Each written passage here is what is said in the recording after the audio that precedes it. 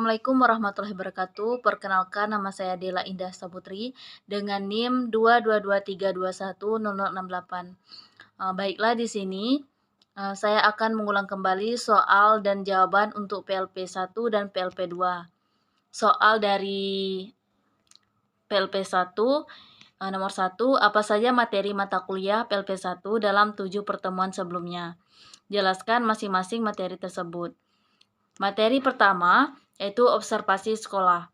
Observasi sekolah adalah proses pengamatan sistematis terhadap berbagai aspek dalam lingkungan sekolah seperti kegiatan belajar mengajar, interaksi antara siswa dan guru serta kondisi fisik dan sosial di sekolah. Nah, di sini ada beberapa komponen observasi sekolah, di antaranya yang pertama ada kultur sekolah dan pembiasaan positif di sekolah. Nah, kultur sekolah adalah sebuah pola perilaku yang didasarkan pada keyakinan anggota kelompok. Pembiasaan positif di sekolah adalah proses pembentukan sikap dan perilaku yang relatif menetap melalui proses pembelajaran yang berulang-ulang, baik dilakukan secara bersama-sama atau sendiri. Contoh dari kultur sekolah ini ada kultur akademik, kultur kolaboratif, kultur kreatif, kultur inklusif, kultur kedisiplinan, kultur kesejahteraan, dan kultur kewirausahaan. Komponen yang kedua ada struktur organisasi, tata kelola sekolah, serta kebiasaan positif di sekolah. Yang ketiga ada peraturan dan tata tertib di sekolah, serta kebiasaan positif di sekolah. Dan yang keempat serta ekstrakurikuler, kurikuler, dan kokurikuler. Nah, di sini ada materi yang kedua, yaitu persiapan perangkat pembelajaran. Perangkat pembelajaran pengertiannya adalah alat atau bahan yang digunakan oleh pendidik untuk membantu proses pembelajaran yang mana tujuannya sama, yaitu sebagai alat atau perlengkapan yang membantu melaksanakan kegiatan pembelajaran.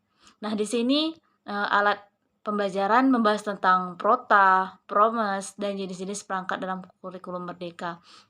Materi yang ketiga ada bahan ajar. Bahan ajar adalah semua pembahasan dalam mendukung bahan ajar. Ada fungsi bahan ajar yaitu sebagai pedoman guru dalam mengarahkan pembelajaran serta bahan evaluasi. Selanjutnya ada manfaat bahan ajar, mempermudah siswa memahami materi dan membantu siswa agar pembelajaran lebih menarik. Yang keempat ada materi manajemen sekolah. Nah, di sini manajemen sekolah adalah mengatur dan mengelola proses pengelolaan sekolah yang dilakukan untuk mencapai tujuan pendidikan yang ingin dicapai. Di sini manajemen sekolah mencakup guru, orang tua, sekolah, dan siswa. Tujuannya adalah pengembangan efisiensi dan meningkatkan mutu sekolah. Materi kelima ada sarana dan prasarana. Di sini sarana adalah segala sesuatu yang secara langsung digunakan dalam kegiatan pembelajaran. Prasarana adalah fasilitas pendukung kegiatan pembelajaran, contohnya seperti ruang kelas, lapangan, dan perpustakaan. Fungsinya menciptakan kepuasan, mempercepat dan mempermudah proses kerja, dan meningkatkan kualitas pendidikan. Materi yang keenam ada manajemen guru. Di sini manajemen guru adalah proses pengordinasian aktivitas kerja seorang guru, mulai dari guru masuk ke dalam organisasi pendidikan. Di sini manajemen guru melibatkan perencanaan, pengorganisasian, dan pengendalian kegiatan belajar mengajar. Materi ketujuh ada pertumbuhan dan perkembangan peserta didik. Pengertian dari pertumbuhan adalah perubahan fisik, sedangkan perkembangan adalah perubahan tingkah laku serta interaksi pada lingkungan. Manfaat mempelajari perkembangan peserta didik adalah mendapatkan ilmu pada perkembangan anak. Nomor kedua, menurut saudara, apa manfaat materi mata kuliah PLP 1 dalam 7 pertemuan sebelumnya dengan tugas Anda yang akan mengikuti asisten mengajar sebentar lagi? Jelaskan dengan alasan. Di sini dapat membantu dalam mempersiapkan bahan ajar sebelum praktek langsung ke lapangan dan juga berlatih kita untuk memperagakan cara mengajar sebelum terjun ke lapangan. Alasannya supaya tidak terlalu kaget di saat mengajar dan mendapatkan pengalaman langsung saat mengajar di kelas, serta dapat bekerja sama dengan guru melalui praktek mengajar. PLP 2, menurut saudara, Bagaimana mengimplementasikan manajemen sekolah sebagai seorang guru dan apa manfaatnya dalam mencapai tujuan pendidikan? Jelaskan dengan alasan. Menurut saya, pertama kita harus memahami struktur organisasi, yaitu dengan cara kenali struktur manajemen sekolah, termasuk peran kepala sekolah, wakil kesiswaan, staf, dan pengajar lainnya. Dan pahami bagaimana setiap bagian berkontribusi terhadap tujuan sekolah.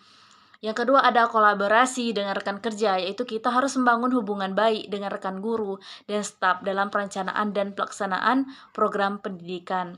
Yang ketiga ada perencanaan pembelajaran, yaitu rencanakan sesuai dengan kurikulum dan kebutuhan siswa. Yang keempat ada manajemen kelas, agar menciptakan lingkungan belajar yang positif. Yang kelima ada pengembangan profesional. Nah, di sini pengertian dari pengembangan profesional adalah meningkatkan keterampilan dan pengetahuan melalui pendidikan, seperti mengikuti mentor seminar dan pelatihan. Yang keenam ada keterlibatan orang tua dalam proses pendidikan.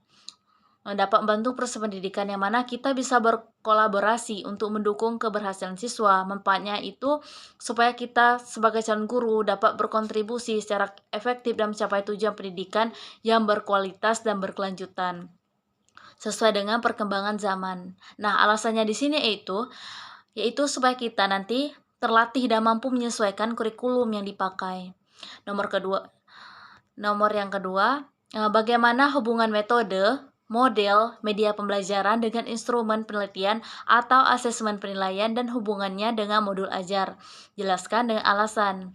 Nah, di sini metode, model, media pembelajaran mencakup teknik dan alat yang digunakan untuk menyampaikan materi pembelajaran. Di sini media dapat berupa video, gambar, presentasi, yang mana merancang untuk meningkatkan pemahaman siswa.